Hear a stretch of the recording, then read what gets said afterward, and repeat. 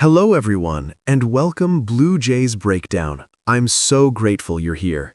If you're enjoying this content and would like to see more videos like this, please support the channel Even by better than we subscribing. thought, is we not only have a huge update to go over today surrounding the Jays' pursuit of not just one, but two free agents following a huge new report from John Heyman.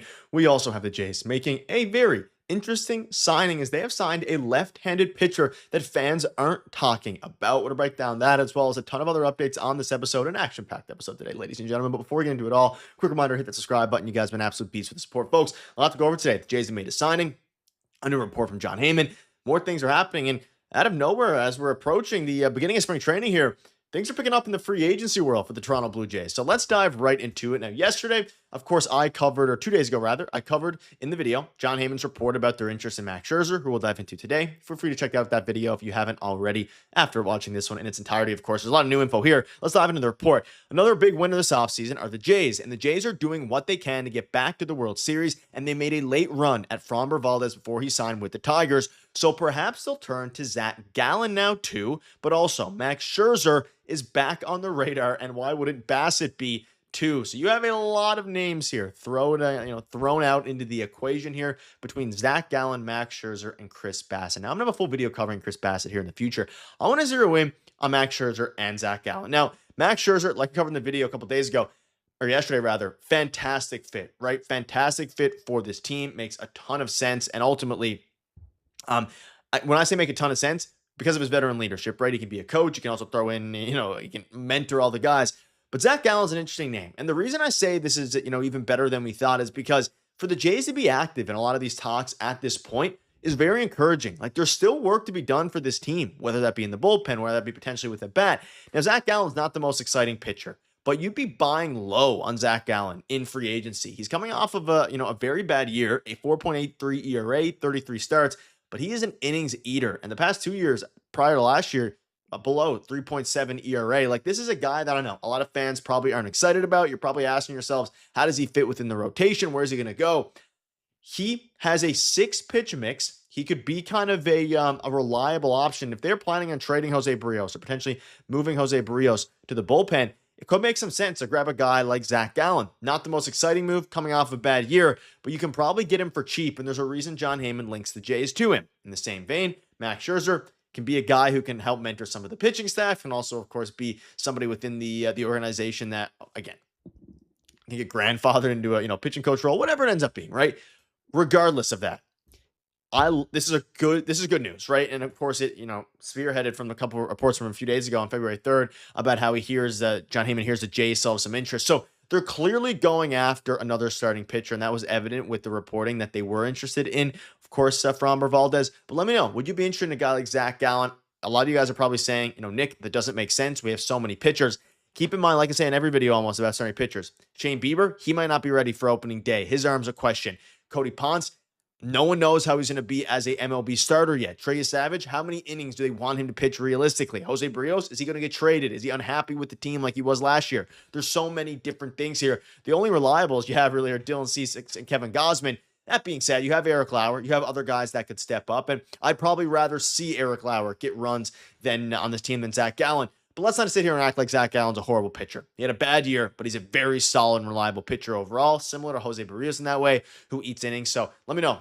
200 innings just 2 years ago and almost 200 innings last season for, of course, the Diamondbacks. Folks, let me know what your thoughts are on that. A few other things to dive into today. Now, of course, again, Framber Valdez reached that 3-year, $115 million contract. IKF signing elsewhere, a lot of things there. Something that went under the radar is the Jays signing lefty Josh Fleming. And Josh Fleming actually is a name you've probably heard before, probably seen the Jays play on, but he's 29. Spent all of last year as a reliever in AAA with the Seattle Mariners, and he posted a 4.91 ERA over 84 innings while striking out 44. And he last pitched with the Pirates back in 2024, where he had a 4.02 ERA. Now, of course, this is a signing that's a minor league deal. He joins Connor Siebold, CJ Stubbs, and Eloy Jimenez.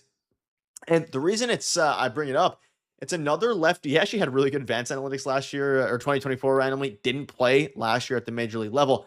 It's another guy to throw into the mix. They have Connor Siebold. This guy's only 29 years old. He's 6'2", has a little bit of, I think a funky delivery, I believe, only 90 miles per hour. He's not a flamethrower. He's probably not going to make an impact necessarily at the major league level, but he's somebody that is going to give some competition to guys like Mason Flaherty and Brendan Little. And anytime you add a lefty, you make little depth signings, you can't complain, right? You cannot hate them. It is a minor league deal with an invite to Major League Spring Training. So we're going to see this guy in a few weeks when Major League Spring Training starts, and when, of course, there's spring training games, all these different things. We're going to see him somewhat soon. So it's of course important to keep an eye out for him. He has a 4-pitch mix, a sinker, a changeup, a cutter, and a curveball. So again, he hasn't played a ton at the major league level, doesn't have a ton of experience there, but it is somebody that is, it is notable at the end of the day, because every little, reliever, I mean, we think back to Brendan Little, right? Like, they got him, no one thought anything of it. Mason Flaherty, no one thought anything of it. Like, there's a lot of times where these guys that struggle with other teams, Pete Walker comes in, works some magic, and he absolutely crushes it with the Jays. Not saying that's going to happen to Fleming here, but it's something interesting to note regardless.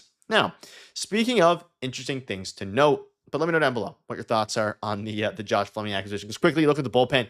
Brendan Little, Mason Flaherty. Those are the only two lefties. That's why I wanted the Jays to maybe pursue a guy, Jojo Romero, who I'll have a video on soon. Like, there's a lot of relievers you could pursue via the trade market. I don't think the Jays are done yet in free agency / trading. Like, I think they're going to get one more player, whether that be a guy to complement the bullpen, complement the starting rotation staff, which is elite.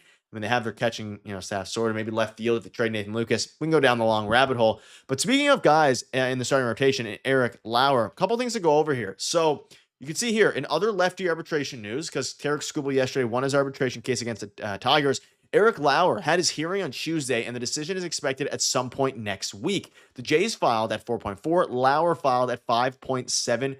And you can see here, this case is complicated, with the Jays filing below Lauer's last ARB deal and Lauer filing above. And of course, Lauer went to Korea. So this is interesting. The Jays are arguing with Lauer over a bit over $1 million. Lauer thinks he's worth 5.75. The Jays think he's worth 4.4. So what happens here? Of course, because it's a part of the arbitration deal, they go now to an arbitrator and they decide, right? The non-biased judges, I guess, decide on what he gets. I'm fine either way. Like, Lauer's coming off of a career year, probably worth $5.75 million. It's a question, though, now, do the Jays want to give him that much because of their starting staff? Maybe they'd rather, unironically, save that 5.7 and go after and get a guy like Zach Gallen, who has more major league experience. Like, it all kind of comes together, and little things like this actually go towards a lot of these decisions that matter a lot more than people think. And you can see here again, just as Skubal's decision established new precedent, so could Lauer's. Players exiting and then re-entering the ARB system haven't taken steps back in arbitration money before. For that reason, the PA, Players Association, and 29 other teams will also be interested in the result of this hearing. So Skubal's did go through. Obviously, he ultimately, he got more money than what the Tigers were offering.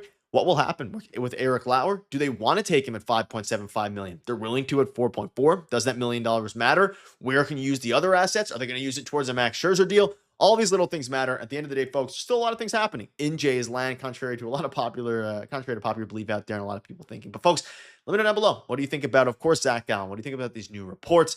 And ultimately, what are your thoughts on Josh Fleming and Eric Lauer? Thank you guys for watching, folks, and give me some Max Scherzer action. I would love that. You guys are the best. Wow, the Toronto Blue Jays are heating up in ways nobody saw coming. And if you think you've heard it all, think again. We're not just talking about one massive free agent pursuit here. We're talking about two. And the names being thrown around are going to make you rethink everything you thought you knew about this offseason. Jon Heyman just dropped a bombshell report that's got the entire baseball world buzzing. And on top of that, the Jays quietly made a signing that's flying completely under the radar. This isn't your typical slow February baseball news. This is the kind of stuff that could completely reshape Toronto's roster before spring training even gets into full swing. If you're not paying attention right now, you're missing out on what could be the most critical stretch of moves this franchise makes all year.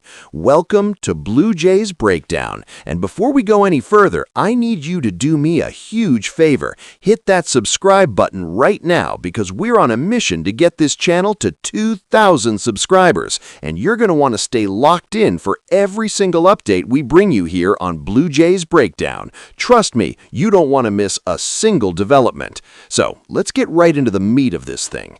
Yesterday, or actually a couple days back, I covered John Heyman's report about the Jays showing serious interest in Max Scherzer, and if you haven't caught that video yet, make sure you watch it after this one because there's even more information now that changes the entire landscape.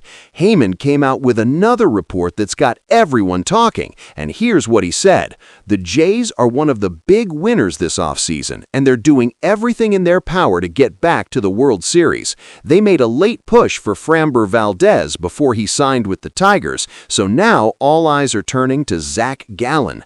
But here's where it gets really interesting. Max Scherzer is back on their radar, and why wouldn't Chris Bassett be in the conversation too? You've got Gallen, Scherzer, and Bassett all being linked to Toronto right now, and that's not just smoke, that's fire. Now I'm going to have a full breakdown on Chris Bassett coming soon, but today I want to zero in on Max Scherzer and Zach Gallen because these are the two guys that could completely transform this pitching staff. Scherzer is a no-brainer in terms of fit. You're getting a future Hall of Famer who brings veteran leadership that this young roster desperately needs. He's not just a pitcher at this point in his career. He's a coach on the field, a mentor who can elevate everyone around him. The intangibles he brings are off the charts, and even if his arm isn't what it used to be, the value he adds to a clubhouse and a pitching staff is immeasurable. But Zach Gallen is the name that really caught my attention, and here's why. This is even better news than people realize. The fact that Toronto is actively in discussions for multiple pitchers at this stage of the offseason is incredibly encouraging. There's still work to be done, whether it's in the bullpen, whether it's adding another bat, or whether it's shoring up the rotation depth. Gallen might not be the flashiest name out there, and I know a lot of you are probably scratching your heads wondering why the Jays would even consider him. He's coming off a rough year with a 4.83 ERA across 33 starts, and that's not exactly inspiring confidence. But here's the thing, you'd be buying low on Gallen right now. The 2 years before last season, he posted ERAs below 3.70, and the guy is an innings eater. He throws 6 different pitches, and while he might not be the ace everyone dreams about, he's a reliable option who could slot into this rotation and give you 180 to 200 innings of solid work. Think about it for a second. If the Jays are planning on trading Jose Barrios or potentially moving him to the bullpen, Gallen starts to make a whole lot of sense.